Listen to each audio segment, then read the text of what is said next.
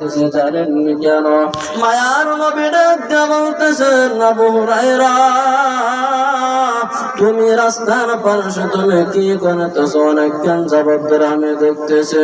আবু হুরায়রা বলতেছেন, ইয়া রাসূলুল্লাহ, আমি রাস্তার পাশে একটা গাছগুলো লাগাইতেছিলাম। মায়ার নবী ডাক দিয়ে বলতেছেন, আবু হুরায়রা, তুমি কেন রাস্তার পাশে গাছ লাগাইতেছ রে আবু হুরায়রা? আবু হুরায়রা বলতেছেন, আমি একটা গাছ লাগাইতেছি, ভবিষ্যতে গাছটা অনেক বড় হয়ে যাবে।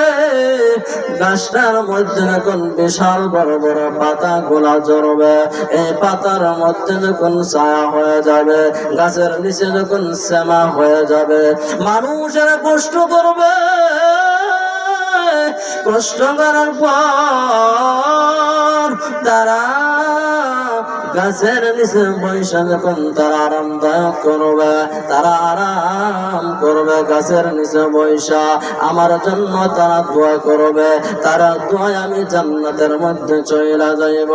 আর মায়ার নবী বলতেছেন, এ আবু হুরায়রা, তুমি তো তোমার আমল দিয়ে তুমি জান্নাতে যাইতে পারবা না।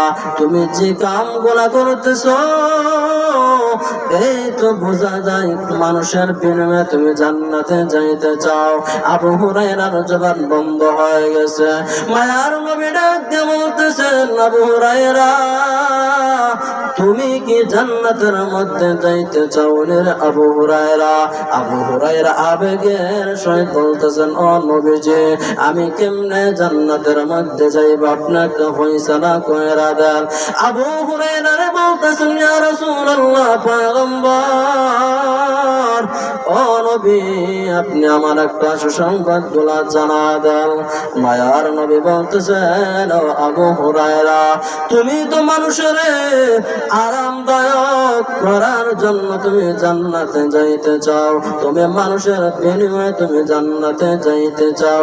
এ আবু হুরায়রা, তুমি কি তোমার বিনিময়ে জান্নাতে যাইতে চাও না? আবু হুরায়রা ডাকতে বলতেছেন, ইয়া রাসূলুল্লাহ, ও পয়গম্বর নবী, আপনি আমাকে একবার সুসংবাদ জানা দাও। আমি আবেগের সহিত বলতেছি, বইনা দাও।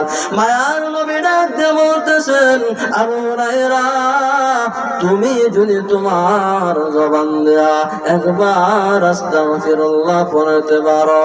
মায়ার নবী বলতেছেন, ও আবু হুরায়রা,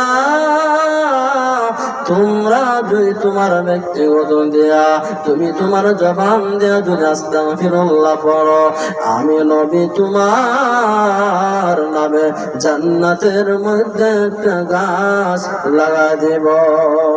মর্দ মুসলমান হতো, মর্দ মুসলমান, তো মর্দ মুসলমান হতো, মর্দ মুসলমান, এক হাত में तलवार, एक हाथ में कुरान, एक हाथ में तलवार, एक हाथ में कुरान।